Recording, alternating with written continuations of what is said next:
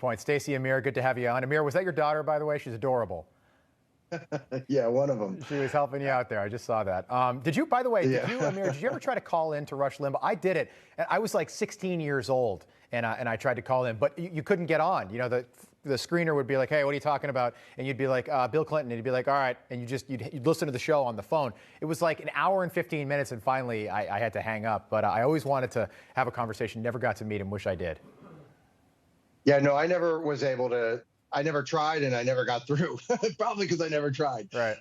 But I enjoyed listening to him immensely. And now we listen to people who have sort of been the progeny of him and the benefactors of the trail that he blazed, whether it's Mark Levin or any of the other conservative commentators. And really, the political history of the last 30 years would be drastically different if it wasn't for Rush and for his legion. And that's why he couldn't get through, because he had such a legion of ditto heads, of followers. And listen, he earned it. He earned every single one of them. Yeah. Stacy, we see a Democratic Party that seems to make so much about race right now in this country. I can remember when Ronald Reagan left office in 1989, Rush was sort of just beginning his ascent in the late 1980s. And Reagan made a comment to the effect of, boy, I wish he was around 30, 40, 50 years ago to help out Republicans in this country. He had such an effect on the party and the politics of the party. He did. And so I was reading up on him yesterday because we did a tribute at the first segment of the program. And there used to be rush rooms where people would, after he came to prominence in Sacramento, people would get together on their lunch break and listen to Rush Limbaugh in what they called rush rooms. And they would talk about politics on the breaks and listen to him while they were eating their lunch. And so he was a phenomenon. He was a personality. He made you feel as if you were the only person he was talking to, even though the audience was millions of people across the country. And it's a real inspiration for people who are still in radio and media today, because what people want is a connection, and they want to be entertained, but they also want to be informed. And once they come to trust you, once they have that P1 status where they're with you no matter what, it's a true legacy, but it's a ride also. It's going through life together. It's the same thing you do here on this program. People email me and they're like, I saw you on Wake Up America with Rob and it was so great. They're really looking for real people to deliver the news and information that they want. And that relationship is so key. And we're going to miss Rush. But a part of what we're going to do, Rob, is we're going to carry on what he did. Yeah. We can't do it the same style. We're not Rush Limbaugh, but we are the same style. It's the same relationship that we're trying to build with people. And I think we're going to do it. That's what he would want us to do. Yeah, I heard yesterday, the famous thing about Rush Limbaugh, talent borrowed from God. That talent is now back where it belongs in heaven this morning. I want to play you a soundbite. This is his wife, who is just such a darling woman. Her name's Catherine, and she yesterday broke the news on the Rush Limbaugh show, which I understand will continue at least for the next few days as they sort of honor and remember Rush Limbaugh. Take a listen. It is with profound sadness I must share with you directly that our beloved Rush, my wonderful husband, passed away this morning due to complications from lung cancer. As so many of you know, losing a loved one is terribly difficult. Even more so when that loved one is larger than life. So, and then, we might as well play this as well. President Trump called into Newsmax last night. He was on with Greg Kelly, which you can watch 7 o'clock Eastern. But he talked about the legacy of Rush Limbaugh as well. Take a listen.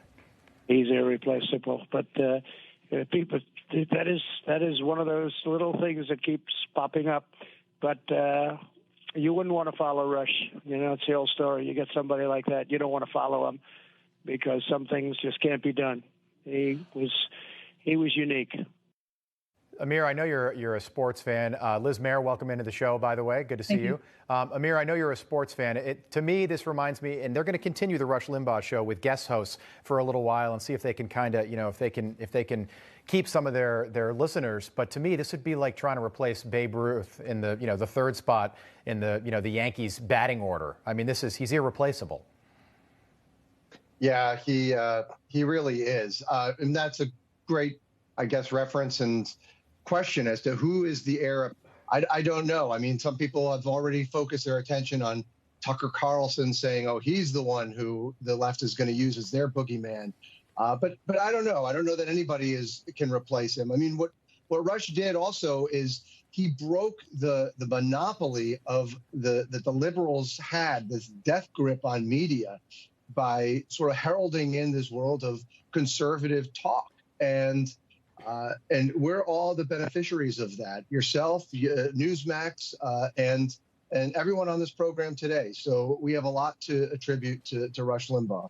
And the hate that we're seeing from the left on Twitter about this is really disgraceful. I mean, you mentioned before when it was Ted Kennedy or whether it was John McCain, whenever it was these individuals, everybody sort of came together and celebrated them in light of a devastating illness. And lung cancer is such a devastating illness. My mother-in-law passed away from it.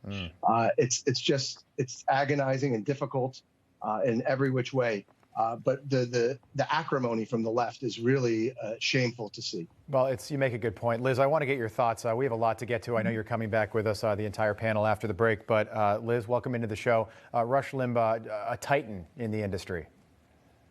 Yeah, I mean, clearly he changed the landscape of media in a very permanent direction and a very lasting direction, and one that's been extraordinarily frustrating to Democrats and liberals and progressives. I think it'll be interesting to see what comes after this. Personally, for my money, I think Tucker Carlson is much more of a TV personality. I think that the medium of TV is better suited for him. I will be interested to see if somebody like my friend Eric Erickson ends up taking off here. I think he stood in for Rush Limbaugh a few times previously. His program seems to be very wildly successful, run out of Atlanta. And so, now we have an opening to kind of see what the next generation will be and who will step forward. And I think that's exciting, as much as many people are obviously going to miss Rush Limbaugh and hearing him every day. Yeah, it's interesting, Liz, you bring up the television component, because Rush he wasn't a superstar on TV. He tried it several times. I won't say he failed, but he was better, he was better grabbing people by the ears for absolutely. For so long. And a little interesting anecdote about that. When I was at the RNC in 2008, we actually did some experimentation with taking Rush audio clips and kind of turning them into video and circulating them, and they really never took off. So I think people really did like the medium of, I've got him on for 3 hours while I'm doing stuff around the house or while I'm on a long drive or whatever. I think that was a very specific thing that suited a lot of his listeners, and it's going to be hard to replace. Rob, what about Charlie Kirk? We got to throw his hat in the ring here. I think he would be a great voice for the next generation. Hey, and I'll tell you what, he's the right age as well. I'd love to get Charlie on the show here at some point. But yeah, there's a lot of great conservative voices, but Rush certainly an original, one in a million. Panel, thank you so much for the conversation. We'll see you guys again after the commercial break. We have a lot to get to this morning on Wake Up America.